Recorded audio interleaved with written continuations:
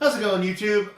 Back with another beer review. I'm Matt with Massive Beer Reviews, and this is Joe with NEPA Beer Reviews. We are killing it tonight with beers, so we figured we'd do a quick review on an Avery beer. That was a pretty good sound. On an Avery beer, Avery Samaels. Yes, because I have a hard time saying that for some reason. It's from their Demon series, which also includes the Beast, Grand Cru, and Mephistopheles Imperial Stout. In which I've had all of them, and this is my favorite out of the bunch. This is the first I've had of them, and it's very good. I have the full series from 2010 in my basement.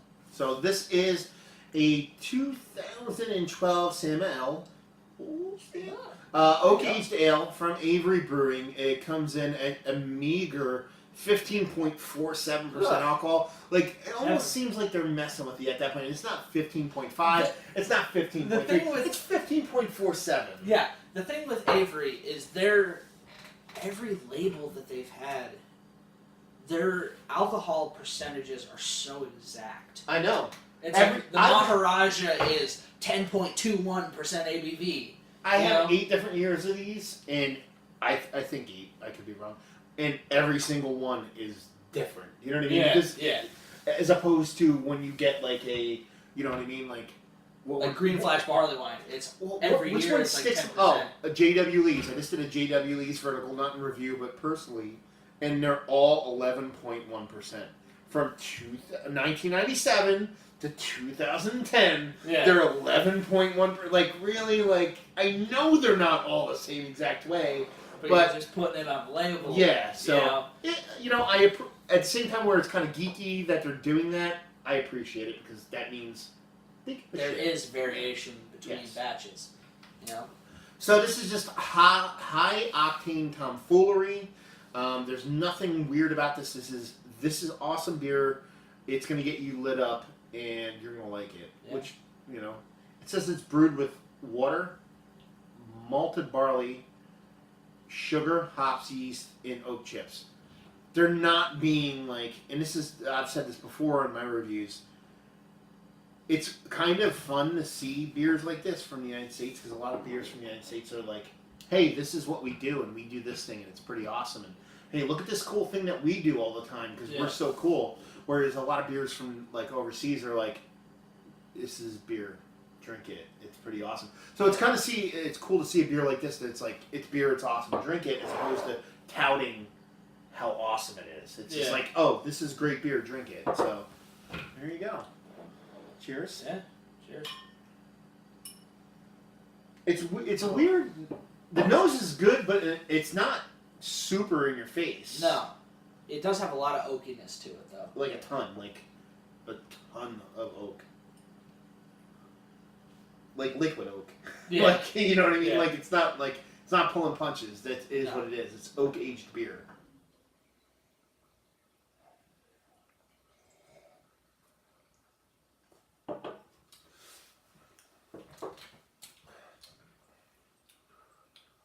That flavor, though, so good. It's so. There's some beers are really boozy, and this beer has a ton of alcohol in it, but I wouldn't call it boozy because it evaporates and it gives you the flavor through evaporation more than the actual taste, I feel like. But not in a way to where it's like cumbersome or intrusive. Like, it's evaporating, but that's what it's supposed to do. It's not like it's so boozy to where it's like stinging and burning your nostrils. It's not like you just It's a delivery source for the flavor. It's not like you just took a sip of like whiskey or something like that. It's.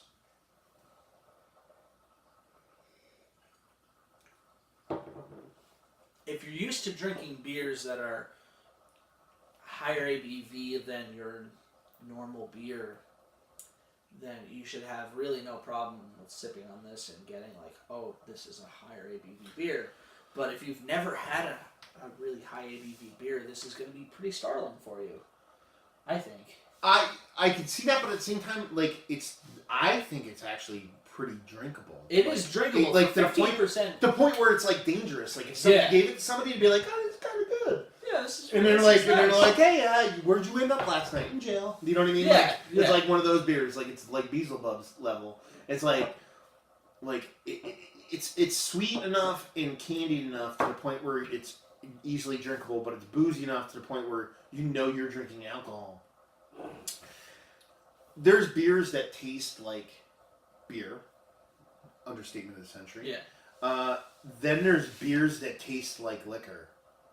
This is kind of pushing that limit to where it's like a 120, into where you're like, it's not beer anymore. It's almost like you're drinking a new age fusion liquor. Like it's like not beer, it's not liquor. It's like it's like you're drinking like like a watered down bourbon almost. Yeah. Like to where it's like I'm drinking something different than beer, but it's way more drinkable. I'm drinking a Jack and Coke, way better than Jack and Coke. Yeah. But it's like that. That's what I know what you mean.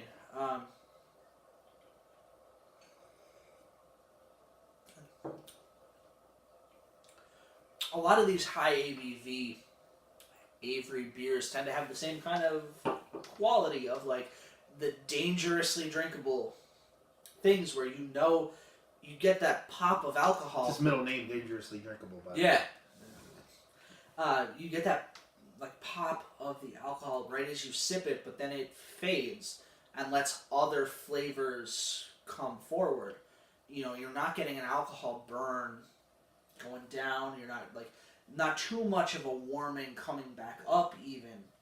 Like it fades quickly and lets other things come out. So like that's a really neat quality that they've been able to do consistently.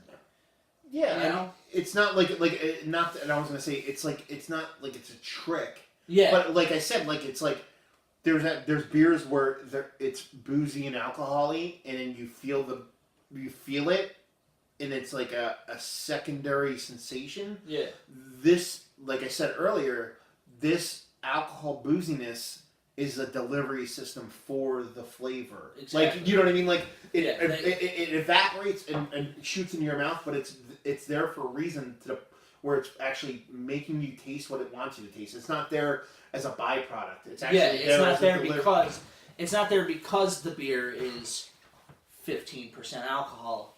You know, the beer has the flavors it does because of that alcohol. And you're right. Which is really cool that they can do at a consistent level without making something really like sad, you know? Yeah, it's that hooju they do it at Avery. I mean, like Avery's like run of the mill line is just like anybody's other run of the mill line. It's mediocre. Like, you know, like I like their beers, but when you get like their lower end beers, but when you get to this, especially this specific beer, this is like a good one, man. This is just every time I've had this, it's making me want to crack my 2010 bottle. You know, it's 2 years older. It's just gonna be that much better. Yeah. It's so good, so good. Like just to see what's going on. The bottle share coming up. It's coming up. I might have to open that up. Might have to go. Joe's address is 123 East Oak Street and West Hartford, Milford, PA. Yeah. 1-856-666-859. So if you guys want to stop by, his phone number is 123-555-8654. Call him, leave a message, come on over. You know.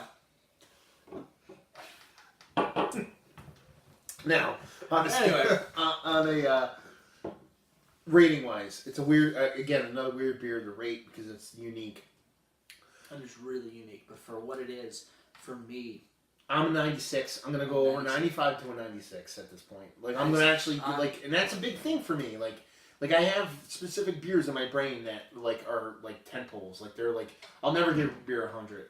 I don't think I ever will. Yeah. Do you know what I mean? Like it's the get from 91 to 95 is infinite. No, it's infinitely easier than from 95 to 96. Okay. Like it gets so much more tightened. Like for me, you know, our last review, I said I tend to rate a little bit more liberally than my girlfriend does.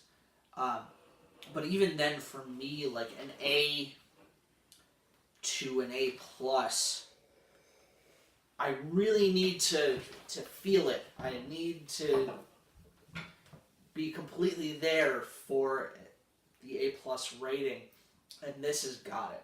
this is an A+ for me. I really love it, and I really want to see what the 2010's like. So, there you go. yeah. It's a good beer. Value-wise, it's actually a fantastic beer. I don't know how much this was paid for. It was given to a friend of us who just stormed in like randomly about 10 minutes ago. Brought it in, cracked it poured open. It, poured in it, 3 glasses and left. Like, it just like, it was a drive-by beering. That's exactly what just happened. It was like the best drive-by ever. I had paid typically about $8.50 a bottle for this. $8.50. I think my 2010s were in the $12.99 range. Yeah. So at $8.50 a bottle, this is a 9 value. Like for me, like I would pay $8.50 a bottle for this all day. Yeah, long. that's 11. Awesome. You're talking about I'd buy it, but I'd buy it and then store it away for a special occasion. So like, which is kind of where I am now with my 2010 series. It took me a long time to actually get the Mephistopheles 2010. My buddy gave it to me for Christmas this past year because he knew I wanted it. So he found a bottle and gave it to me. But the rest of them, I'm like, I have 3 bottles of the Beast.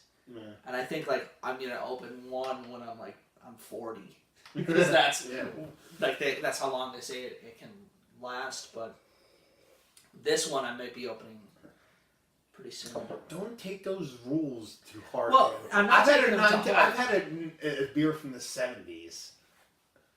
Granted, it wasn't that good, but it was still drinkable. Yeah, it was. I'm just saying like that's like. I've had a good beer. I've had a really, really, really, really good beer that was kept generically, not in like climate conditioned areas. Like in somebody threw it in a basement and forgot about it. Like it's not like they had it in an area of their basement they knew was good.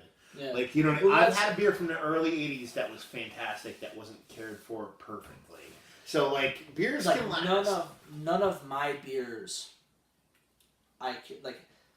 I just keep my beer in my basement. It's on a shelving unit that I bought. It's not climate. It's not year round. It's not between 50 and 55 degrees. Yeah. It fluctuates temperatures, and I don't see like both of the beers that we did earlier today. They just off the shelf, never been in the fridge. Just there it is, and it's been pretty good. Well, you know what else is pretty good? This fucking beer. So nice beer. Vulgar language. Anyway, my name's Matt. His name's Joe. I'm with Massive Beer Reviews, and he was with NEPA Beer Reviews.